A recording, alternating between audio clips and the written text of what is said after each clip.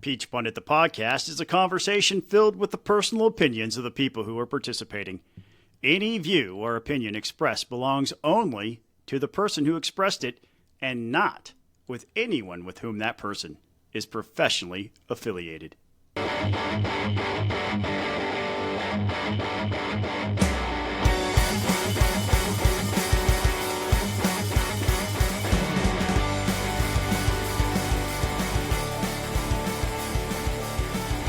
Hey folks, welcome back to another episode of Peach Pundit, the podcast. I am Jason Pye, joined by Scott Turner, who is dancing on screen right now, and it's really weird to see him because he dances just like a middle-aged white person. I was going to say this back. That's what I heard. I mean, is it though? And America's back, Jason. Come on. I'm also joined by Buzz Brockway. You got to let me introduce Buzz too, because Buzz is like way cooler than you. Easy. Is that my bar though? My soothing tea. I'm kind of battling a cold a little bit, so this is to soothe my voice so I don't cough all over you guys. And got my Stranger Things mug with easy peasy. Yeah. God, I told you guys before. Reagan is obsessed with that show, and it's actually quite weird to see how obsessed she is with it. Yeah. But yeah, before we have. Scott has chastised both Buzz and I for not abiding by his made-up arbitrary rules from last week, so we have to stay with it. That he just thrust upon us moments before we went on air. I thought we did pretty good. I thought we did pretty good for just the first time. So, Scott can back the F up a little bit. But before we get into our three top topics for the week, we're going to pay some bills. Ladies and gentlemen, may I have your attention, please, because you may be the subject of excessive government regulation impacting our business and economy environment. The REINS Act, it's spelled R-E-I-N-S, aims to enhance transparency and accountability by requiring legislative approval for costly new agency rules. This ensures that Georgians have a stronger voice in the regulatory process. Join the movement to protect our state's prosperity. Visit GeorgiaReins.com. That's Georgia, REINS.com, to learn more and take action today. That message is brought to us by our friends at Americans for Prosperity, who are a partner-level Patreon. If you'd like to be a Patreon, you can also head on over to patreon.com/peachpundit and sign up for one of our peers today. Conservatives Concerned is a network of political and social conservatives who question the alignment of capital punishment with conservative principles and values. Our programs include educating conservatives about the failed death penalty system and mobilizing them to bring about its end. We come to this issue for a variety of reasons. Some believe that small government and the death penalty don't go together, especially when we compare the high costs of capital punishment to life without possibility of release. Some don't trust the state to get it right. We already know that some innocent people have been sentenced to death, and for others, it may already be too late. Some believe that the death penalty contradicts our values about protecting life. Find out more at conservativeconcerned.org. All right, so we have a lot to talk about. I don't know that we're going to get much in on yesterday's speech before a joint session of Congress. I guess, in a personal privilege, I could take a couple minutes for each of us and go over. Oh, it's in the Quick Hicks. Is it in the Quick Hicks? It's the very first thing under Quick Hicks. Oh, it's not linked, so that's why I didn't pay attention to it. So we'll come back to that later. Yeah. So Jason has undiagnosed ADHD. Yeah, no. That's probably true. So we're going to start with my topic this week because I went last week. Not true. Well, I'm also not paying attention. I generally don't pay attention to you. Hang on. Let me find my little sign here like the Democrats. False. False. Their sign said protect Medicaid and something else. Must-steals and must-steals, that's right. Several of them, but one this of them was is not false. normal. Yeah, she had that sign snatched out of her hand too, which I thought was a little on the rude And side. you had somebody whiteboarding stuff. Yeah. That was Jayapal. That was Jayapal. So my topic this week is the just bowing down before Russia that I have seen happen over the past week. Friday, as everybody knows, Ukrainian President Vladimir Zelensky met with Donald Trump and J.D. Vance, Marco Rubio, and others inside the White House, inside the Oval Office. And my understanding is the first 40 minutes of that meeting went okay. And then J.D. Vance opened his big dumb mouth and talked about how, you have to resort to diplomacy and we have to negotiate. And then Vladimir Zelensky asked a pretty reasonable question. And his question was, they invaded us in 2014. They invaded Crimea. They have, they've contributed to the separatist movement in the Donbass. And not even to document the things that happened before that or the things that have happened but Putin has shown time and time again that he is not willing to abide by the agreements he signs with other countries, particularly Ukraine. So what makes this time any different? I'm saying it much less diplomatically than he said it. He said it very calmly. And then J.D. Vance, who does not have the temperament nor the humility to be vice president of the United States, just exploded. That caused Trump to explode. It was an embarrassing scene for the United States, and we are surrendering. And I am not a war hawk, but we are surrendering our leadership on the world stage, and it's going to come back to haunt us. And it's going to come back to haunt us in the biggest ways. We talk about how China is such a problem. We are surrendering. We are creating a void on the world stage that is going to be filled by China. It's going to be filled by Russia. And it is a cataclysmic mistake. We are weaker today than we were on January 19th because Donald Trump has surrendered United States leadership on the world stage. I realize that the populists in the conservative movement want the quote unquote America first, and we need to take care of our own. I understand in some respects where you're coming from, but I also don't in other respects, because if we aren't there, nefarious actors will fill the void. And we've seen it happen, us surrendering on foreign aid. That means China's going to come in with its Belt and Road Initiative and other investments and fill that void. It means, and not just to mention that, you mentioned Ukraine, it's also what we're doing as it relates to tariffs. We're going after two of our three largest, technically we're going after all three of our largest trading partners, but we're going after our neighbor to the north and our neighbor to the south. And the stock market responded. I saw a funny tweet yesterday. It was Donald Trump from back in like 2011 or 2012. It was a decline in the stock market over 2 days of 1,200 points. And he's like, the president should be impeached. Of course, the president at the time was Obama. We had a decline of almost 1,200 points in 2 days. Over 1,300 points in 2 days. Was it 1,300? Yeah, it was. Ouch. It was in the morning reads this morning. I feel it. Yeah. Yeah. I mean, like this whole thing, whether you're paying for your groceries at the grocery store or, a product from, whether you're buying a new iPhone, whether you're buying a new TV, whatever you're buying, the cost of that is going to go up, and it's going to go up. Like, this is economic insanity, and he doesn't see it. And like, you have Peter Navarro, who's Trump's like trade advisor, who gave him a degree in economics, because the guy doesn't know what the hell he's talking about. Companies are just going to absorb this is a tax on companies. No, it's a tax on importers.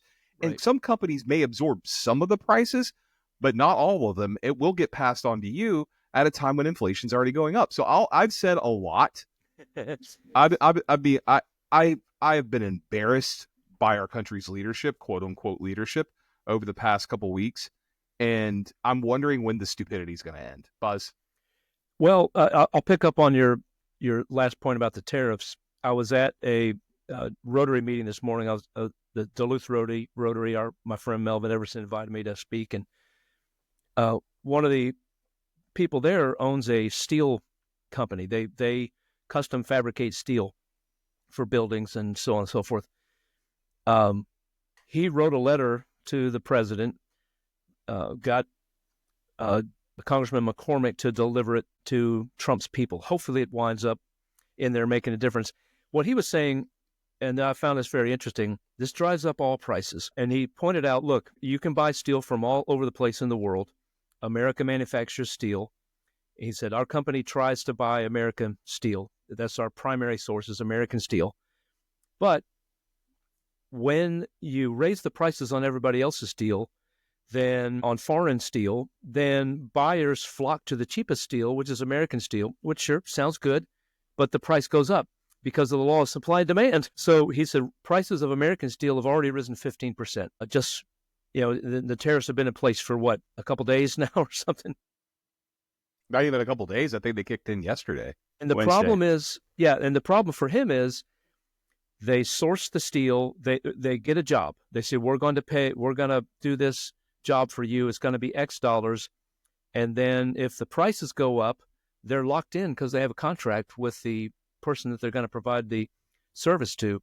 He can't turn around and raise his prices. He has to absorb that cost, which immediately puts him at a loss. He's going to lose money unless the prices of steel go down or stabilize. Yes. So it's a bad situation. It's dumb. It's just bad economics. Well, as for you, sorry. So go ahead. I was going to rant some about Ukraine because I agree with literally, guys, I stole this topic from Buzz over on Peach Fun of the text thread. Yeah. He sent me a little gun emoji, and that was the end of the discussion. I was really robbed at gunpoint for the first time in my life.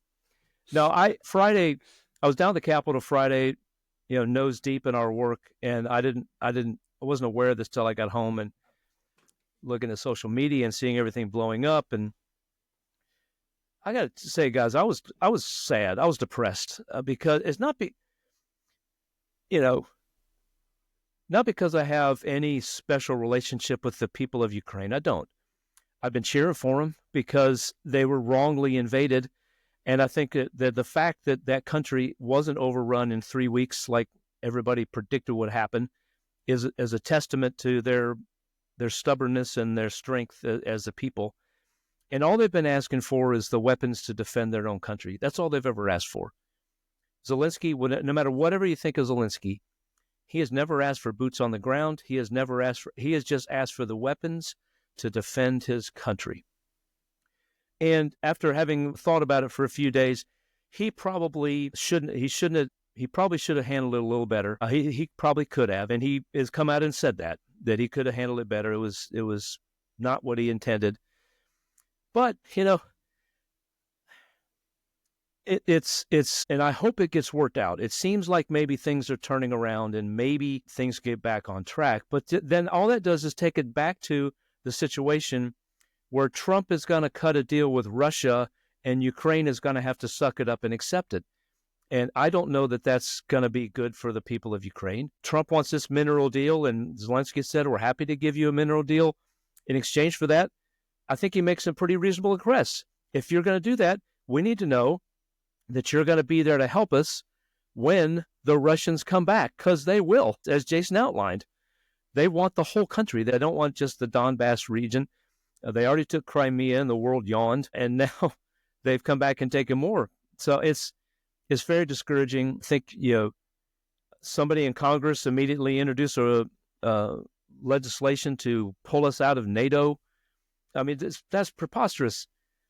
It's ridiculous. And it was embarrassing. I don't recall ever seeing a president of another nation and our president doing, arguing in public like that. I'm not naive enough. I'm sure that heated arguments take place all the time behind closed doors. Reagan and Gorbachev, right? It was, yes, but it was in private. It was never right. It was he got up and walked out of the meeting. It's legendary, and then that led to peace. There's a way and a time and place for that. And I think I'm going to disagree with Pi on one point. He called J.D. Vance dumb. I don't think J.D. Vance was dumb in that moment at all. I think he was smart enough to manipulate the entire thing. I think he had an agenda that I think only he really completely knows. I think he's kept it from us. I think he's kept it from the president. Yep. I think secretly he's rooting for the Russians in this. And I think he manipulated Donald Trump right in front of the world and everybody to see, and how easy it was to manipulate Donald Trump from going to a very jovial conversation and interjecting himself in a way that derailed the entire thing. Yep. And I think the proof of that, Scott, he pointed out to Trump the thing that matters most to him. And he accused Zelensky of not being grateful. Yeah. And and not giving Trump the proper respect in his mind. And Never that forget. is the number one thing. You want to get Trump's goat? Yep. You do that. Never that's forget. Exactly what he did. J.D. Vance is a guy who said that Donald Trump was unfit for office.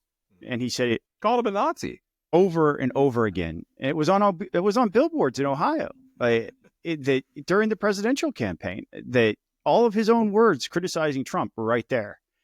He 180s, right? And J.D. Vance's story about Trump is, well, he proved me wrong. Well, no, you were smart. You're Yale educated. Like, you're not a dumb dude. You figured out how to leverage this guy to advance yourself. And you knew that if you took this path of exactly what you did, you went to Mar-a-Lago, you apologized, you kissed the ring, you pumped up his ego, and it got you places. And I think he's learned how to press all the wrong buttons on Donald Trump. The bottom line there, though, is for every politician in America, I had this conversation with somebody who's up in D.C. who is a congressional staffer who told me Kemp better run for Senate. There's no way he's beating J.D. Vance in a presidential primary. Look, folks, the presidential primary is a long time away from now. A lot can happen, and we've already seen mixed results. There have been some really great things. We'll get to that in quick hits on the Trump speech. There have been some good things that have happened. But on this stuff and on the tariffs hitting the economy and hitting farmers in the pocket, it's unsustainable. And so if they continue down this route with J.D. Vance pushing all these buttons, J.D. Vance's star is going to crash.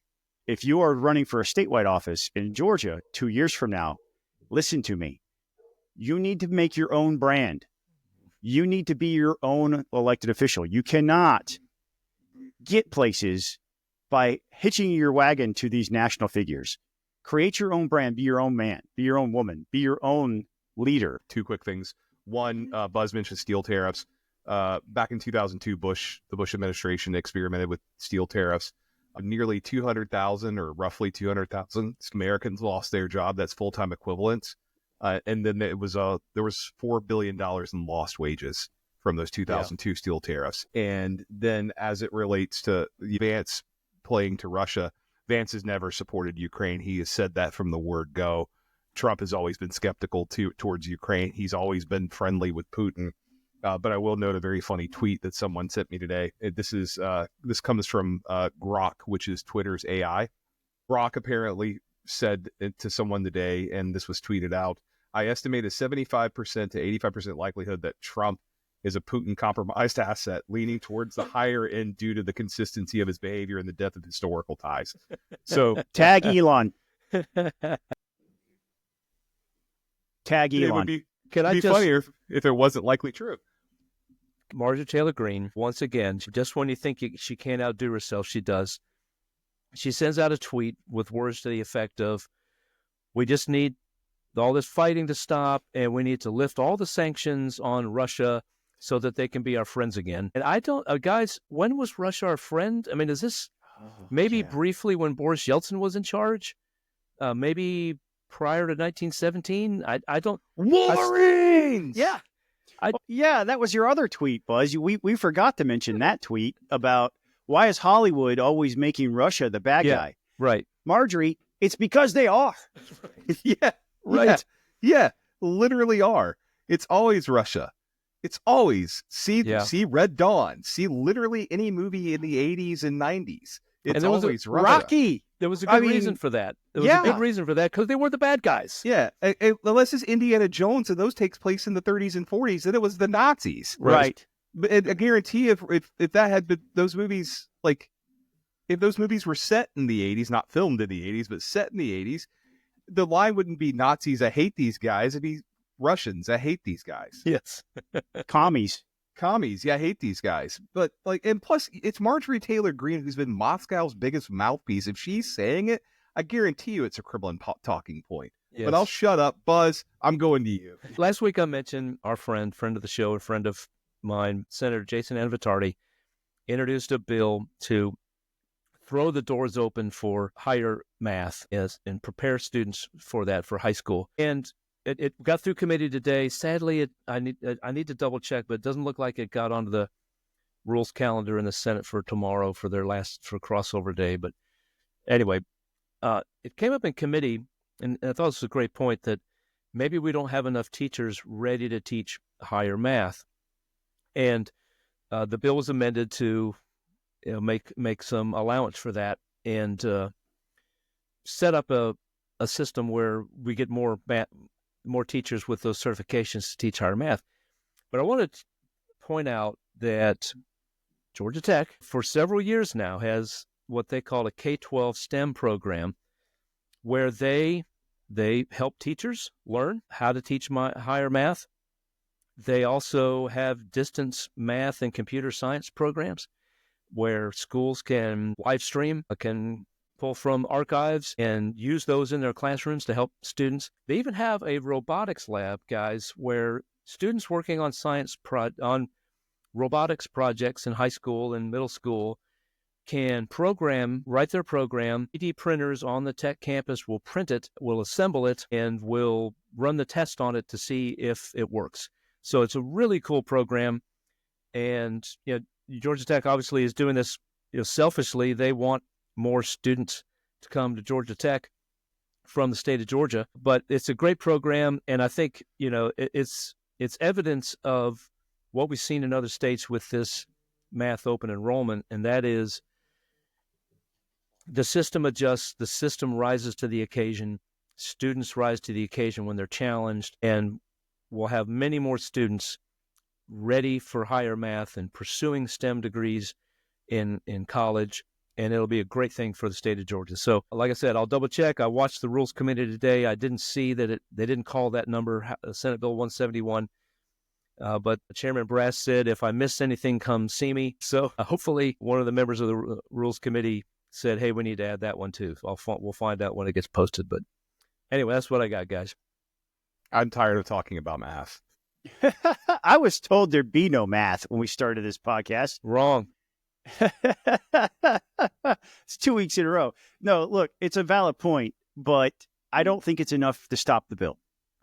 Right. I mean, there are math teachers in every school right now who are ready to go. You can't convince me otherwise. I know math teachers, at least in my local district, who are forced into teaching kids lower level math when they're capable of teaching kids higher level math. Yeah. So when we do these types of reforms, oftentimes in a committee, an objection will be raised that's a lot of red herring just to slow down or even stop something that has good intention, even if the objection is not based in reality. Yeah, and that might be what's happening here. I'm not saying it is. I'll just say this, that Senator Bo Hatchett, a Tech alum, he was just wanted to make sure that the schools knew that they could prepare themselves for this, and if they need to go have more teachers get certification for the training that they need to teach these math classes, that this bill encourages that and allows for that. So it was a simple, friendly amendment. And off it went. But yeah. UGA does a heck of a, to be bipartisan here, UGA does a heck of a lot of stuff to assist K-12 education as well, just not in math. I mean, apparently Georgia Tech's not doing that great. We're still 28th in math amongst OECD countries. So try harder, Georgia Tech. Try harder. That's because we need this bill. That's why we need this bill. Look, they're out there by themselves. Let's just be honest. They don't have a lot of help. Okay, nerds. Scott, it is your turn, my friend. Thanks. Yesterday, on the floor of the House, an interesting little development unfolded before our very eyes for those of us who were watching, and that was two bills, not one, but two bills were passed back to back, addressing the very same topic: speed camera and school zones being abused by local governments. The first bill, as we've talked about here on the podcast quite a bit, was introduced by Dale Washburn, representative from down the Macon-Bibb area. Representative Washburn came to the well and laid out the case. There are abuses in this. They've got to go. He wants to ban them completely. He received a lot of questions. At one point, as I was watching the debate, I was like, he's got to get out of the well. Like, he's taking too many questions. He's got to get out of the well. There were some no votes. There were quite a few no votes, 30-something, I think. And during the parliamentary inquiry period, the speaker allowed everybody, which is not normal either. Normally, the speaker gets to a point where the speaker has had enough of the parliamentary inquiries. These are when they have unlocked the machine, everybody can see how everybody's voted. They can see whether the bill is going to pass or fail, but they want to get their soundbite in, and they're asking a question. Stacey Evans got up and said, shouldn't people just not speed in front of our babies if they don't want to get a ticket? But that wasn't the point. We've heard stories. We read to you Ryan Purvis's story about how he got a ticket in a city he'd never been to in his entire life for this type of thing, how they held his tag. And when he went to try to get that resolved, he couldn't because he got bounced around from local government to the Department of Revenue, back and forth. And it took him a very long time to get that fixed so he could renew his tag. That's not a unique story. It happens all over the place. But what was interesting about this is during the debate, the minority leader, Carolyn Hughley, stood for a question of Representative Washburn. And she asked, hey, isn't there another bill coming today to address this very same issue? And Dale Washburn said, yes, and I'll be voting for that one as well. And she's like, are you aware of any other time we've passed two bills on the very same topic on the very same day, back to back like this? And, Representative Washburn's like, well, I'm not aware of it, but, there are two different approaches here. And the status quo is untenable. We cannot keep it the way that it is. My preferred thing is this. We want to give them the option. When you say then the Senate. So the bill passed. The second bill comes, authored by Chairman Alan Powell. And that bill does a bunch of different things. For one, it says they have to install signs 500 feet before with flashing lights and a radar gun that's telling you how fast you're going so that you know as you enter the area, the zone, whether or not you are speeding. Another thing it does is it adds the 10 mile per hour buffer that every local government has to abide by. Whether or not you realize it, in Georgia, there's only one law enforcement agency in the state that can tag you under radar going your exact miles per hour if you're going 1 mile over the speed limit. And that's the Georgia State Patrol. All local governments, whether it's county or municipal, they are not allowed to give you a ticket unless you're going over 10 miles over the speed limit. So if it's a 65, you get 74 miles per hour. Is it not 10 or over? I thought it was 10 or over. It's 9 or it's 10 or over, you're getting a ticket. Okay. So in this instance, it puts that safeguard around this. So you're no longer getting tagged for going 36 and a 35, or if it's 15, going 16 and a 15, which is what has been happening to people with these things. It also puts in the 35% rule, saying you can't get more than 35% of your revenue from fines. And so and it creates the opportunity for you to go to court. You can actually take it to your local court and argue it rather than being bounced back and forth between a local law enforcement agency and the Department of Revenue. And it does a couple of other things. So it severely waters down the profitability of these things, but it doesn't eliminate them altogether, which is, I think was the compromise position. But Representative Washburn wanted to ban them altogether. When Representative Powell was asked, why are we doing two bills at the same time? He said, look, this House has passed certain measures to tamp down on these things over the last 2 years. We send it over to the Senate, and the Senate lets it die. If we give them two different options, maybe it'll get their attention. Maybe they'll actually pick up one and do it this time. Yeah, we're dealing with the Senate. So to Carolyn Hughley's type of question, it was very pointed. He's putting this on Burt Jones. Now, he didn't mention the lieutenant governor. He took a shot at Jeff Duncan without mentioning Jeff Duncan. He said, a couple of years ago when we did this, that guy didn't run for re-election. So now when we started over, they didn't even give the bill a hearing. And so now we're putting them in a position where they're going to have to answer to the people. They're going to have to recognize that this House is very serious about this issue. So he was playing the House versus Senate tennis match that happens a lot this time of a legislative session. Between day 20 and 40 is when we really see the back and forth negotiation over certain things come to fruition. Representative Washburn has to be commended for a couple of different things. His tenacity, because he put anybody who was for these cameras in a complete and total box. He got over 100 sponsors. So ordinarily, if leadership doesn't like a bill, it can pass out of committee, but it's not getting out of rules. Even if leadership didn't like his bill, there's no way it can be justified with over 100 sponsors that it doesn't get a floor vote. When you have 100 plus members sign on to a bill, it has to get a floor debate. It has to get a vote. And I don't think it was what leadership wanted, which is why we saw the second bill. But at least he's forced the conversation. I don't think Alan Powell wanted to do this bill either. He actually said during his Wells speech, I was drafted to do this. And to let you know how badly I didn't want to, I should be taking advantage of the Senate's tax credit on gun locks and gun safety devices so I don't go shoot myself. He did not want to do this. So Representative Washburn, whether the ultimate solution is Representative Powell's or a ban, which it's probably not likely that we'll see them banned, but the guardrails that would come along with Powell's bill are a lot better than what we have today. It introduces a due process element to it that didn't exist before. That the 10-mile-an-hour thing, that's going to make these things unprofitable for the camera companies. I don't know if they'd realize that or not. We had this problem with our red light cameras. Chip Rogers fixed this back in the day. He said you can't get somebody unless the light has turned red, right? It cannot be yellow, and it has to be a certain amount of time after it's gone red.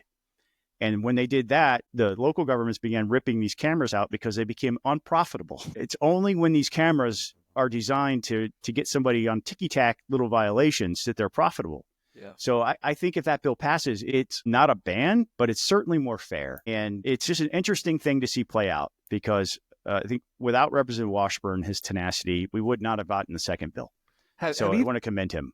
Have either of you ever been nailed by either a red light camera or a speed camera? No. I used to have an office in Phoenix where they had these things on the interstates out there. And the guy who would drive me around when I went out to my Phoenix office, he would slow down. He would go through that zone, and then he would go right back to speeding as the moment he got out of it. And everybody was doing the same thing. You could see the taillights, as cascading as you got closer because everybody was slowing down, go slow, and then they speed right back up. True confession time, I got nailed by one of the school bus cameras, the ones that are on the school buses. And I still think it was unfair because it was in a line of traffic in front of an elementary school. I'd never seen a bus, and nor have I since then ever seen a bus picking up a student there, but they got me. I was in the legislature at the time. It was a $175 fine, man. It really hurt. You couldn't claim immunity? Well, I didn't want. No. Last thing I thought was if I go fight this, which I think I should. It would make headlines. It to be a news story. Yeah. I've been nailed by both bus. But not that you bring that up, Jason. Representative Sandra Scott rose for a question, and she said, "This is actually for the speaker. Isn't it true that me and another state rep would like to vote twice on this bill, one for each time that we've gotten tickets for going through speed zones when school wasn't in session?" I got nailed. I got nailed. So there's a red light camera at 4th and Independence in Washington D.C. and I sped up and it didn't matter. I got nailed on that one, and this is 3 blocks before the Capitol. And then I also got on 8th Street in DC. I was going 11 over, so I got hit on that one. This is the second conversation I've had about this today. And I even, because I talked with the Senate staffer earlier and mentioned that we were going to have this conversation tonight, and we just both shared in our hatred of these cameras. And I said, I'm all for DC having home rule, just not on this stuff. If Congress could ban, they have one camera in DC that if you don't know about it, it catches you. So if you're ever in DC, there's a particular camera, and I don't remember exactly where it is. It's when you're coming off 395. It will catch you as you're coming off the interstate. So the interstate in DC downtown doesn't go that fast anyway. Right. I think it tops out at 45. But if it catches you and you're coming off the interstate, you're going to get nailed. And so it's strategically placed. So, Yeah. But kudos to the legislature. Well, at least for hearing the We'll bill. see. But yeah. Hopefully it moves through. Scott, I will kick it over to you, my friend. We're going to take a quick break. On the opposite side of this break, we'll come back with our quick hits. But in the meantime, we're going to listen to a pre-recorded interview. I sat down with State Senator Brian Strickland to discuss one of his pieces of legislation, which you'll hear all about right now. Welcome back to another segment of What's Your Bill? Today, we are joined by a former colleague of mine in the House. He started in the House before he elevated to the Senate. Elevate. Yeah, I only say that in front of senators. You know, I trash talk senators every opportunity. I used to do the same thing, so it's okay. You used to, yeah. We're joined by my friend Brian Strickland, who is now in the Georgia State Senate and has a bill I think is interesting. Senator Strickland, tell us a little about yourself. Well, thanks, Scott. Thanks for having me on. Brian Strickland, and as you mentioned, I served 5 years in the State House with you, and then I went to the State Senate back in 2018 in a special election, and my district covers big portions of Henry County where I live, most of Newton County, south and west Walton County, and all of Morgan County. So I go from where all that traffic is on 75 all the way to Lake Oconee, and then from Loganville to Lake Jackson or Jackson Lake, depends on which side of the lake you're on. And I've in the Senate, most of my time is spent chairing the Judiciary Committee while I'm not doing these other fun bills. Judiciary Committee, there used to be 2 Judiciary Committees in the Senate, right? And they got sort of consolidated into one. And the rumor was back in the day, you know, Josh McCoon lost his chairmanship because he didn't play well with others. And I think it's probably put a lot of stress on you. You see 3 Judiciary Committees in the House, one for juvenile justice, one for civil matters, and one for criminal. Is it a stress on you to not be able to split the load that way? Yeah, and when I first started in the state Senate, we had already merged the 2 committees into one. And really, as you said, 3 committees when you look at juvenile justice in the House. And I was coming from the House perspective, thinking that was a little bit crazy. Like, why are we not dividing this stuff up? But I'll tell you, when I became chair of the committee 4 years ago now, whatever year it was, I realized why we have one. There's so few lawyers in the state Senate. Some think that's a good thing. Some think it's a bad thing, but there's so few of us, and that there's really not enough of us to divide the committee up. And, you know, one of the kind of inside baseball challenges of this committee is you can only meet so many times.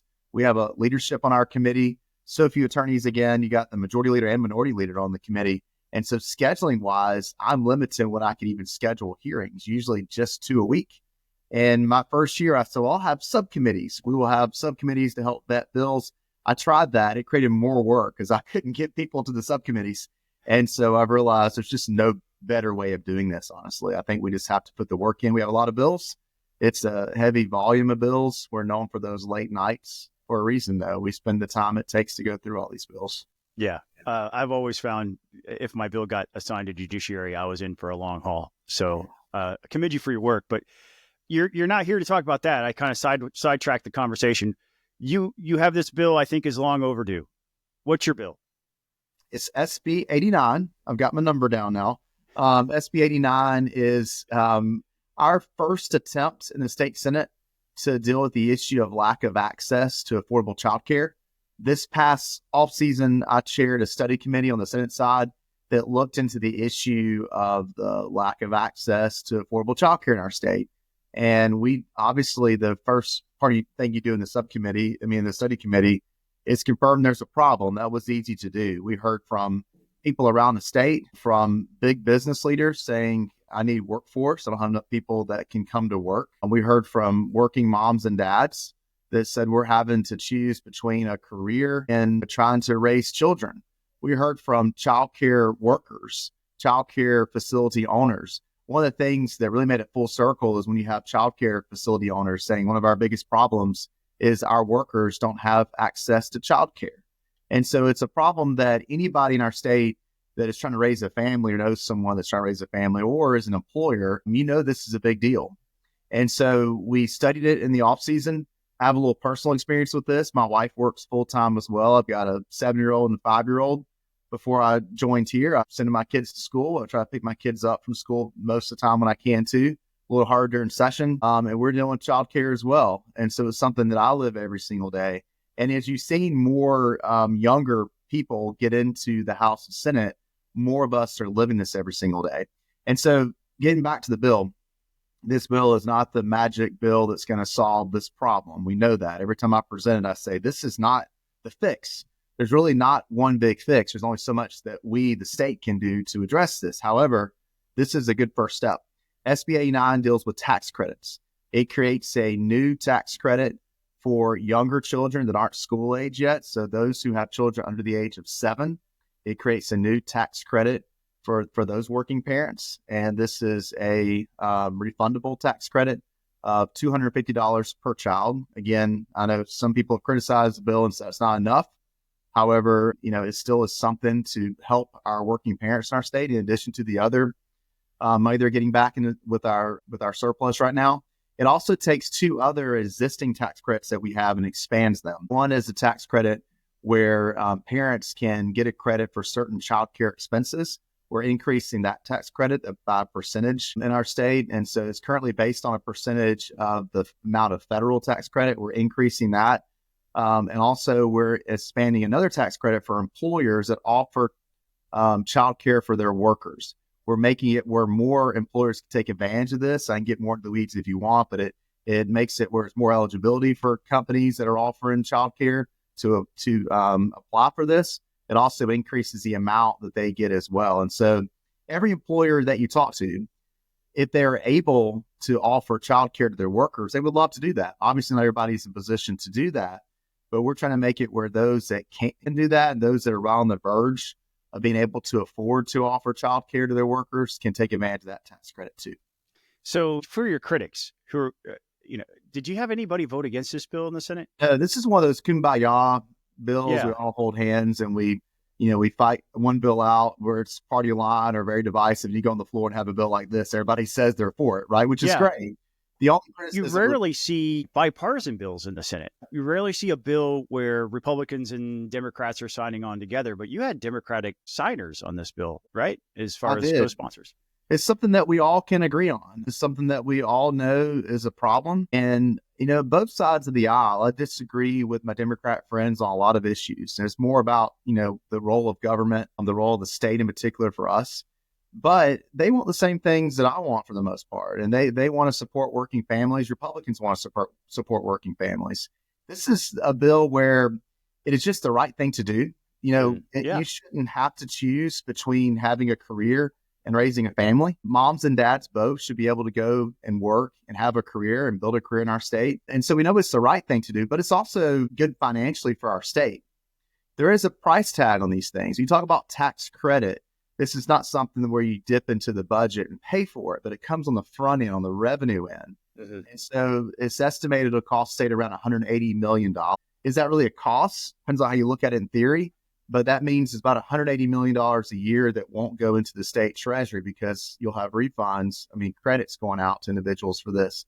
And so knowing there's that cost, the only debate is there more we should do? And for those who can't afford childcare at all and have lower incomes or trying to start a career, we have what's called the CAPS program.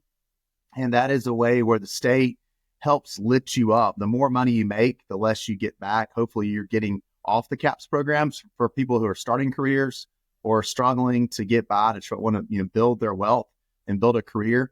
It's not talked about a lot, but in the governor's budget, we added more slots to that CAPS program. So we also expanded that. This side, on the tax credit side, again, it's refundable. So you have to pay taxes to get the money back.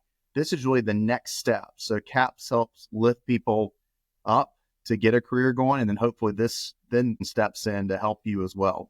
So you said it cost the state $180 million. This is something that in my old school, like fiscally conservative, it's not costing the state anything. We're just collecting less money. That's exactly right. Right. So I noticed in some of the news reports about your bill, they immediately mention the price tag. Anytime a Republican seems to want to bring something to return taxpayer money, even if it's for a child tax credit, the media likes to talk about how much it's going to cost the state or cost the country or cost the budget. It doesn't cost the state anything to do this. We're just taking less money out of the taxpayers' pockets, right? That's exactly right. Yeah. It's not our money anyway, and Right. I agree with that. I served you in the Right. House. I know how you feel. Amen. Preach, And brother this, Strickland. this is not our money. This is us taking less of your money, right? Yes. And here's my favorite part, Scott. So I had both of my boys, they were on winter break.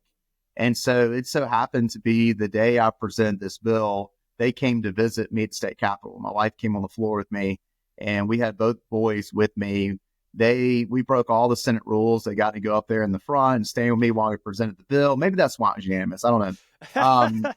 And so then we get out of there, and I got to do like a little press interview, and I post this on social media. It's a funny little video where every parent can relate to this. I'm standing there trying to be all professional in my suit, and I've got this big curtain behind me for the press conference microphone, and both boys are just attacking me.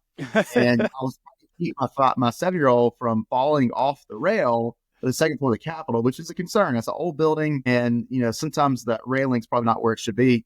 And so I was watching him while the other, my 5-year-old's pushing me, hitting me. The curtain is falling over. It was really funny. We did all that, and my boys stuck around for the day. My wife had to go to another hearing, and so my staff, my interns, they didn't know when they're interning, they're signed up for keeping a senator's kid too. We're watching my kids in my office while I was doing that. Well, we go home that day, get to the point of my story. And my 5-year-old went to ride with me, my 7-year-old with my wife. We're driving back home, and WSB has their whatever hour, top of the hour it was, story, and it was this bill. And they were talking about, had me on there. They're talking about the bill being presented.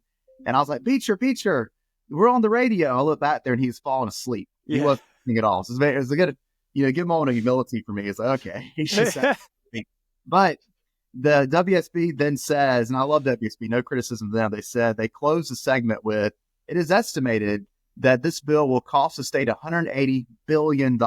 Billion. And I was like, oh, that was such a good, positive story. And then you hear $180 billion.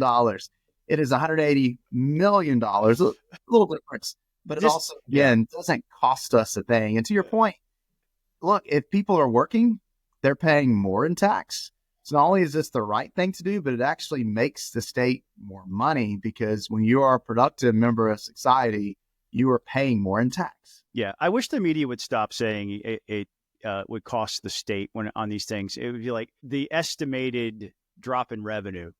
That would be the way to put it. I think it would be more accurate. But listen, thank you for the bill. I do have one little surprise question we spring on all of our guests, and that is, tell me 2 truths and 1 lie about Brian Strickland. One lie is that No. You're supposed to, that's not how you play the game. You're supposed to tell me 2 truths and a lie, and I figure out which is the lie. Oh, okay. I still don't know your game. I should know. You've never played 2 truths and a lie? I have. It's been a while. You don't party much, man, do you? I know. With kids and all the work, I don't do a lot. So here we go. I should have prepared me. You got to prep me for these things. No, it's no fun if we prepare for these things. Okay. I play guitar and write a little music, or have in the past.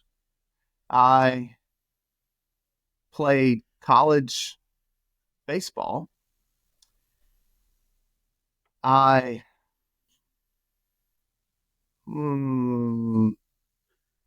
was student body president of my law school. Those aren't very exciting. Oh my gosh, but they're hard to pick. I'm going to say guitar. Is that the truth or the lie? That's the lie. I got to pick the lie. It's actually the truth. Oh, wow. Which was the lie? The lie was me playing college baseball. Oh, I got the braids over my shoulder. But you look like a baseball. You carry yourself like a ball player. It made sense to me that you'd be president of your. I don't know why I said that. I'm sitting in my law office and I'm looking at things on my wall, and I saw my law school diploma. That's the best I got. Senator Strickland, thank you for your time. It's been a pleasure speaking with you. Good luck with your bill. I think it helps a lot of Georgians, and let us know if there's anything else that we need to be telling about your story. Thank you, Scott. Hey, thank you for all you do for us still, even beyond your formal role as not everybody feels that way. I'm just being nice. No, thanks, Scott. Thanks. Have a great one. You too. Peach Pundit has an anonymous Patreon who would like to invite you to learn more about the Alzheimer's Association. The Alzheimer's Association leads the way to end Alzheimer's and all other dementia by accelerating global research, driving risk reduction and early detection, and maximizing quality care and support. No one should fight Alzheimer's alone. With your help, no one will. Learn more on their website, alz.org. Golden Retriever Rescue of Atlanta, GRRA, is an all-volunteer, tax-deductible charitable organization. They are dedicated to providing veterinary care, comprehensive evaluation, and foster and adoptive homes to golden and Labrador retrievers who are abandoned, mistreated, neglected, or left in shelters throughout Georgia. We encourage you to visit their website grra.com and help connect people and dogs that need each other in their lives. You truly can make this world a better place by helping find homes of gold for these golden-hearted pups. All right. So for those of you who aren't aware, there was a speech last night, and as a minor quibble, I do want to know, and we are in our quick Hicks segment, so we're going to try to keep these brief. This was not a State of the Union. Don't call it that. I got on the wife trademark for saying that the other like Monday morning. But Trump gave a speech, the most partisan speech I have ever seen. Now, of course, this does not absolve Democrats who were also equally partisan, including Congressman Al Green, who got up and yelled at Trump in the middle of the speech while everybody was sitting. He was standing. What was that dude's problem? Waving his cane around. Waving his cane. So he was, when Trump said he had a mandate, Green got up and saying started saying that you don't have a mandate to cut Medicare or Medicaid, and so on and so forth. I too have a problem with Trump saying he has a mandate. The man did not get a mandate. He got under 50% of the vote. He did win the popular vote. Good on him. But But I mean, every president claims they have a mandate. So that is, of all the things that Trump may break the norms on, that is not one of them. Okay. And I'll object to the most partisan speech, because Biden's last State of the Union was the most partisan before this one. He called Elizabeth Warren Pocahontas while standing on the dais inside the House of Representatives. Yeah, and they came prepared with their little props and whiteboards and wearing their same. They were obnoxious. I'm not gonna sit here and try to justify what the Democrats did. But there were moments last night that were completely beneath the office of the president and that were highly partisan. Democrats too, but Trump, go call it. Like, I don't like Elizabeth Warren. She grates at my nerves. She's probably the most statist member of the Congress. Probably not the most. There are others. Tom Cotton's probably the most. I probably agree with Elizabeth Warren on some social issues, but she's terrible. I can't name one issue I agree with her on. I agree with her on some social issues. Quick takeaways. One, it was really nice to hear a president of the United States get Laken Riley's name right. That was one takeaway. Another is his shot. He said to the people of Greenland, "We'll welcome you when you're ready." And this is a direct quote. One way or another, we are going to get it. Referring to Greenland, which if you're talking about war, imperialism is cool again. And I also wondered how colonialism. I wonder how that would play out with the official language of America is now English, since they don't speak English in Greenland. How would that work out? I was really impressed that a couple things. Mark Fogel's home, the teacher who got arrested in bullshit charges. Sorry, Miss Laura, in Russia, and he was in attendance last night because he got sprung by the president. I don't know what the heck was going on with Al Green and the kid, DJ Daniel, who was the teenager who was diagnosed with cancer. Yeah, and given status as a Secret Service agent right there in the gallery by another Secret Service credentials and all. The Greenland stuff doesn't, we'll get it one way or another. Doesn't really square with, we want peace. We want peace in Ukraine. We want the killing to stop. Also. No. It doesn't. There's a lot fewer people to kill in Greenland, so maybe there are fewer people in Greenland than there are in McDonough, Georgia. That makes me way more nervous than anything that's happening in Ukraine when the president of the United States is actually talking about invading a foreign country that has no qualms with us whatsoever. Yeah. So one thing on this, I think the Democrats made fools of themselves, and that's not how they're going. If they want to win back the Congress, that is not the way. And I'll quote Abe Greenwald in his newsletter this afternoon. The squad and squad-aligned Democrats who protested Trump in the chamber were like outcasts sitting off by themselves in the high school cafeteria, a clique of misfits who have only one another to lean on. They dress alike and speak a private language. So there was one promise last night that Trump made, or I don't know if it was a promise per se, but a statement. We're going to balance the budget. No, you're not. You're not going to balance the budget. You're not going to balance because you don't want to touch Social Security. You don't want to touch Medicare. And it's good to have goals. Yeah, if you want to balance the budget, you got to touch those programs.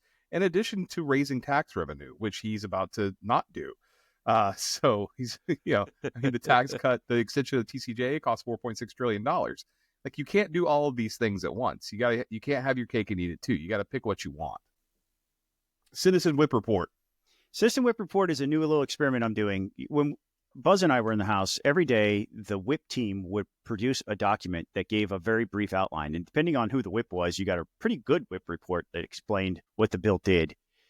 Sometimes the whip wasn't all that engaged in that. You got like a one-sentence summary. I decided I was going to play around with the rules calendars from yesterday's legislative day. It's the first time we've ever tried it. They're not always going to be that long. It just depends on how many bills each chamber are debating. But go check it out. Let me know what you liked about it, what you didn't like, how it should improve. Is it something that you find valuable?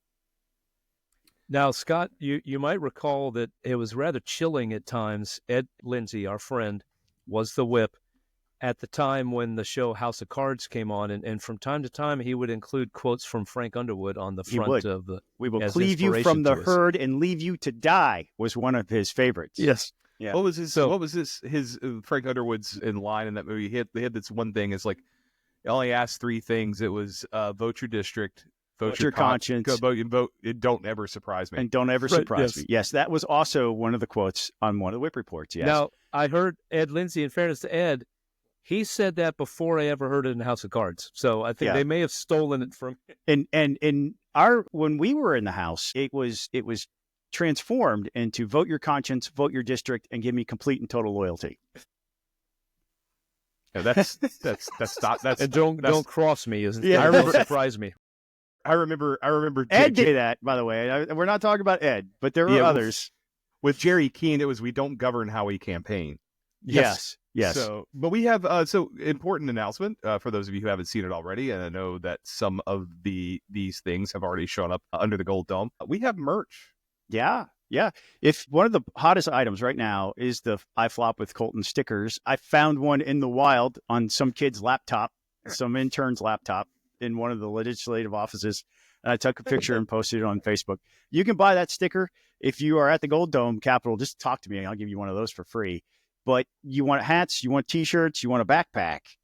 Somebody asked, I want a Peach Pundit lunchbox. Well, the company that we're partnering up with doesn't do lunchboxes. But head on over to peachpundit.com. There is Peach Pundit, the merch link at the top of the screen, right under our logo. You can click there. We also have some of the T-shirts. We have a Sorry Miss Laura T-shirt, and for Miss... That's the one I'll probably wind up buying. Yeah, Miss Laura, your T-shirt is coming to my house on Friday. I will take it down and hand deliver it to your husband when I see him next at the Gold Dome. We have Elect Clowns Expect a Circus T-shirts. Yep. We have the Brass Rule T-shirt, which is an old saying of mine: treat everybody as if they are armed. So we have all kinds of different merch there. Peach Pundit logo stuff. Go check it out. If you're listening to this right now, send me your email.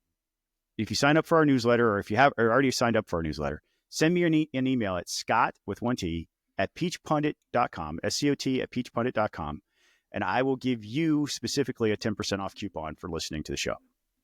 I swear, you need to get Buzz and some quotes from Buzz and me and on some of this merch, man. Well, the Elect Clowns Expect a Circus is a Buzz quote. Okay, you gotta get some quotes from me and on this thing, man. You tell me what you want on a T-shirt. I'll make it happen, my friend. I said everything is terrible. I've heard that for years from a lot of different people. That and don't tell me what to do are things I hear from a lot of libertarian-minded folks. That'd be a good T-shirt, though. Everything is terrible. The one I've been using lately with people is things are going great. I'll send bad news. It's like things are going great. Things are going great. But most people don't understand it's I do have to ask sarcastic. Scott about the full Monty Peach Pundit logo sticker. I'm sorry, I'm not dancing the full Monty. It's just Now people are going to have to go look at what the full Monty sticker is to get the punchline there. it is not me. Oh, sweet Jesus. More 2026 rumors. The biggest one I've heard, and this was also picked up by national media today. I think I saw it in one of the Politico newsletters. Lucy McBath is apparently talking about running for governor. Mhm. Yeah, we had this on the rumor tracker from the moment the rumor tracker came out. I got texted from somebody saying, you need to add Lucy McBath for governor. And the AJC ran a story today saying AJC exclusive. I beg to differ. We had it weeks ago. But also on the list is who you just heard from. We heard rumors that Brian Strickland's running for attorney general. There is a rumor out there that John Albers is up for consideration for the Department of Labor to replace Bruce Thompson, which is currently being filled on an interim basis by his Bruce Thompson's top lieutenant, Louis DeBrow, who's both of those guys are friends of mine. But I asked Albers if there was any truth to the rumor, and he told me there have been zero discussions about it. However, 4 times after that, I received text messages from people saying, hey, did you hear Albers is going to be the next labor commissioner? So therefore, we're going to put it on the rumor tracker just because of that, even though Senator has directly denied it to me, the rumor will not die. So we're keeping it on there. It's been around since biennial in December. Yeah. So I'm looking at the candidates for governor in U.S. Senate, and I'm seeing here the only two candidates I think who can be off, particularly if things start to go really south for Republicans, especially relates to the economy, which unless something changes, I fully expect. Kemp and Raffensperger. I don't think any of these other guys can beat them, especially Mike Collins and especially Buddy Carter. So, guys, I'm riding around yesterday during it would have been some point during Eric Erickson's radio show. And there's an ad for Mike Collins. Mike Collins talking about all the wonderful things he's doing up in Washington and how he's going to keep fighting for them. Mm-hmm. And then it said, I forget the exact terminology, but it was kind of like whatever the radio equivalent of franking is. He's paid for by that money. I got a mail piece. I thought that was very interesting. I got a very glossy, high-dollar mail piece from Mike Collins talking. It was in the form of a semi-tractor trailer truck, die cut and everything, the outline of the truck. It was very, very pricey mailer. I live in Barry Loudermilk's district. Take that what you will. But we also heard rumors that James Burchett, who's currently the majority whip in the House, and Chairman Jesse Peachtree may run may run for Buddy Carter's seat if he bails, which is currently the only challenger right now in that is Candace Taylor. And also the aforementioned Dale Washburn may or may not be considering running for state Senate if John Kennedy runs for lieutenant governor. Those are your updates for the I noticed you don't have Candace Taylor on the list. It's not a rumor. It's confirmed, and it's on the. We talked about it last week. I see. I didn't scroll. I had it scrolled down, not up. Yeah. So we also talked about it last week because I got giddy over all the content we're going to have for the next. No, I know we talked about it last week, but I just didn't see it on the list, and it turned out I had scrolled down too far. So Scott, while we were just seconds ago, I received an email from a person who says they are running for the U.S. Senate. So live here on the air, we can add something to a person named Reagan Box. I got that too. Well, since we've been I have no idea who this person is a woman. She has her picture there. Looks like a normal national. I have no idea who she is or what her credentials are, but here you go. Reagan Box for U.S. Senate. I got that too, and I have subsequently unsubscribed from the email list. And I'd also say, please use a formatting that doesn't make your email look like it was written in the late 1990s. Yeah, it is kind of weird. My first GeoCities website looked better than this. It's a U.S. flag, but then kind of black text, but a gray outlines around the black text. It's very strange. And damn it, Eric Harrison just sent it to me too. Thank you, Eric. I know. She's on TikTok too. So she's on TikTok as well. I'm not on TikTok. I couldn't tell you. Well, me either. Also, under Quick Hicks, the Georgia Senate passed a bill yesterday to prevent tax dollars being used to pay for inmates to have sex change operations. Several Democrats voted in favor of the legislation, and a whole bunch of them walked on it. And I just thought it was fascinating that the they, them, Trump's for you, Kamala Harris is for they, them commercial was being played out in real life. Oh, I gotta go back to my normal question. I'm aware of some situations like this happening, but have there been a number of these? Was a number given during the debate in Georgia? How many have happened? I don't know. Don't know the answer. So we're not aware of, I just never want my tax dollars being used for that ever. We're not aware of an epidemic of sex changes in Georgia prisons. Yeah, even if somebody presses the issue and makes it one, it's too many for me. Okay, that's not my question. No, I don't want it to even be an option. I don't want it to be out there on the table. Okay, Jason, you know as well as anybody that in government, if something can happen, eventually it will. Yeah. No, like passing messaging bills that don't really do anything other than prevent some amorphous thing that probably isn't happening. God, well, the Senate did pass a bill like that regarding ranked choice voting earlier in the week, but that's a whole other story.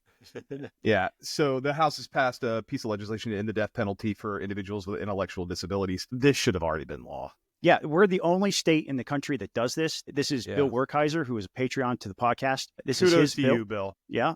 Indeed. Here. Yeah, he got a unanimous vote on the House floor for this piece of legislation. Look, it's just the right thing to do. 100%. It's about justice. It's not about revenge. So we're the only state left in this country that does this. Do all three of us oppose the death penalty? Do I remember correctly here? I'm 90% there. Here's the problem I've got.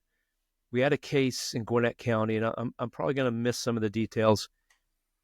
A mother starved her kid, stuffed him in a trash can, and lit the body on fire.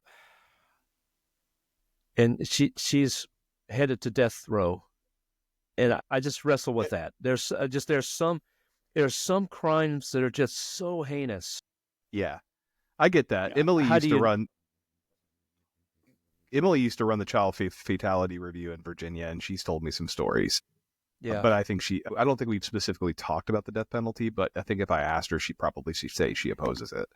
So back in the day, Brett Harrell had a bill to end the death penalty in Georgia, and I was a signer on it. And my logic and reasoning behind it is that I don't trust government to get it right. I just, there's a reason why we don't do a live read for the Conservatives Concerns commercial that plays on this, is because it's not something we all agree on, and there is some gray area that each person has to decide for themselves, and it wouldn't seem right for any one of us to have our voices be the voice of that commercial. But for me, it's purely about how many people have been proven through DNA evidence later on that exonerated them. It was somebody else who clearly committed the murder and they were wrongfully convicted. And we know that people have died that way. And I don't want a government so powerful that can kill an innocent person. Yeah, I totally get that. And that's why I'm 90% there. But then a case comes along like that happened. And what do you do? It's Thomas Sowell. There are no policy solutions, only trade-offs, right? Yep. And it's a difficult topic. Yeah, I've been using that quote so much lately.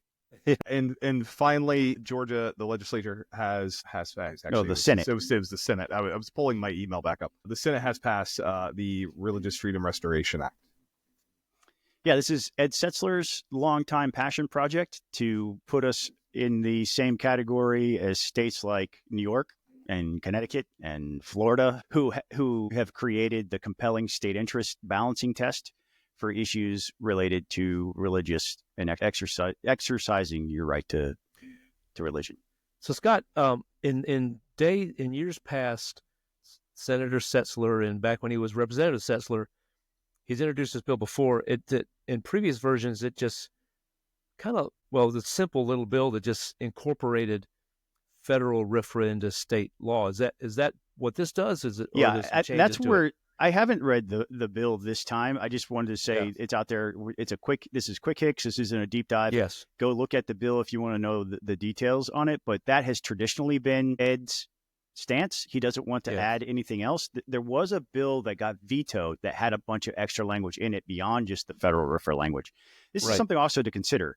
In the United States, if you're charged with a federal crime, you're protected by RFRA. If you are charged with a state crime in Georgia, you are not. Right. It's the law of the land federally, but just not here. Yeah. Well, that's all the time we have for this week, folks. Thanks for joining. Please make sure to go to patreon.com/speechpundit. Sign up to become one of our Patreons. You can be one of our rock stars. If you sign up at the $10 level, you can join us live to see us, all of our pretty faces, especially Scott's, as our body language gives away the whole story about how we feel about various stories that are being discussed. Or see Scott dance to the intro song because or to see me eye roll whenever Pi mentions Nazis. All I'm saying is the guy who started the whole the Godwin thing, the Godwin rule. Yes. Like whoever says that you're a Nazi first loses the argument. He's given us permission to use it. Oh, the people who rock are the people who voluntarily reach into their pockets every single month to give us just a few bucks to keep this thing going. They are Sam Thomas, Jordan Reed, Shannon Ferguson, Jeff Cobble, Hank Burnham, Ryan Purvis, James Hall, Colin Martin, Tony West and their Friends for Americans for Prosperity, Stuart Wilkinson, Ron Daniels, Mike Buchert, William. Our anonymous contributor, Bo Brannon, Ryan Graham, John Vestal, Reed Powell. Thank you for listening. Thank you for being Patreons. Again, head on over to patreon.com/speechpundit, sign up for one of those. Hit the like and subscribe button. If you, for whatever reason, last week we saw a huge spike or 2 weeks ago, we saw a huge spike in our viewership on YouTube. It helps us out a lot if you're watching on YouTube to hit the like right now. Hit like on that, because it helps with the algorithm. It gets us seen better. We really appreciate that. Thank you again for listening. We'll catch you next time. Go Jackets.